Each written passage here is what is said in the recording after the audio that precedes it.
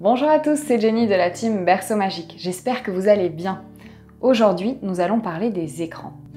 Nous entendons souvent que les écrans sont fortement déconseillés avant l'âge de 3 ans. Mais pourquoi? Je me suis dit que ça serait intéressant d'en savoir un peu plus, plutôt que d'essayer de respecter cette règle sans savoir vraiment quels sont les effets néfastes pour les enfants. J'ai eu la chance de rencontrer Anne-Sophie Baudouin, neurothérapeute spécialisée en neurosciences cognitives. Aujourd'hui, je partage avec vous ce que j'ai appris.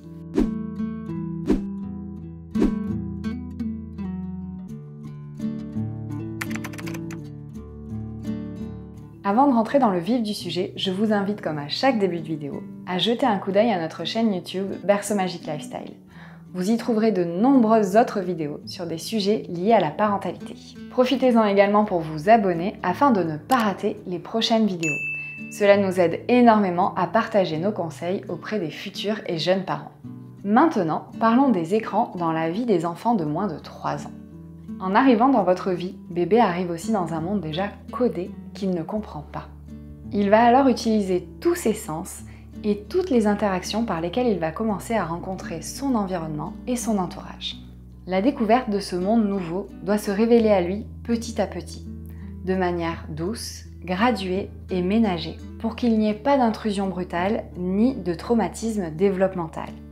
Chaque bébé va devoir, avec les adultes qui s'en occupent bien sûr, acquérir la conscience de son corps, les processus de la pensée, les processus du langage et les processus d'attachement sécurisant. Un enfant a besoin de contact avec les autres, d'interaction, pour apprendre à décoder les gestes, les mimiques, pour se synchroniser avec l'autre, pour s'accorder avec vous, pour que vous puissiez à votre tour vous accorder avec lui. Pour bien se développer, votre bébé a besoin d'expérimenter et de faire toutes sortes d'activités. Les interactions qu'il a avec son entourage et son environnement sont la meilleure source de stimulation pour lui et ne peuvent en rien être virtuels. Les écrans, qui sont très présents dans notre quotidien, ne peuvent pas apprendre tout cela à nos enfants. Car les enfants ne regardent pas le monde, ils le découvrent. Pour cette raison, quand les écrans prennent de la place dans la vie de bébé, les psychologues, les pédopsychiatres ou encore les enseignants observent des enfants dont le comportement devient inexorablement source de problèmes ou d'inquiétudes, avec des crises, des colères, des angoisses, des pleurs. Voici les comportements qui peuvent vous alerter et montrer que les écrans prennent trop de place dans la vie de votre enfant. S'il fait des crises lorsque vous lui demandez d'éteindre ou d'arrêter son jeu. S'il se calme ou se sent mieux lorsque vous lui donnez un écran.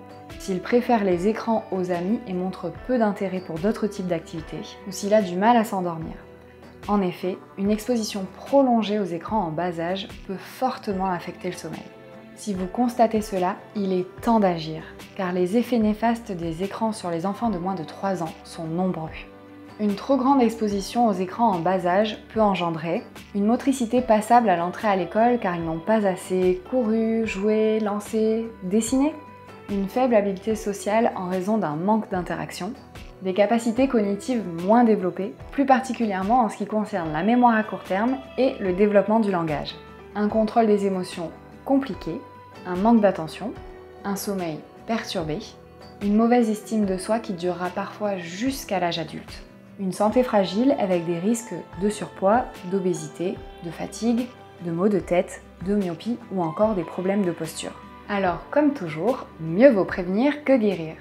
Le mieux est donc de préserver votre enfant des écrans le plus possible, car il n'y a aucun bénéfice pour lui à les utiliser avant ses 3 ans. Le temps de qualité que vous accordez à votre enfant est précieux. Ce temps avec vous est indispensable à son bon développement intellectuel, langagier et émotionnel. Ah, il y a un chiffre que je voulais partager avec vous.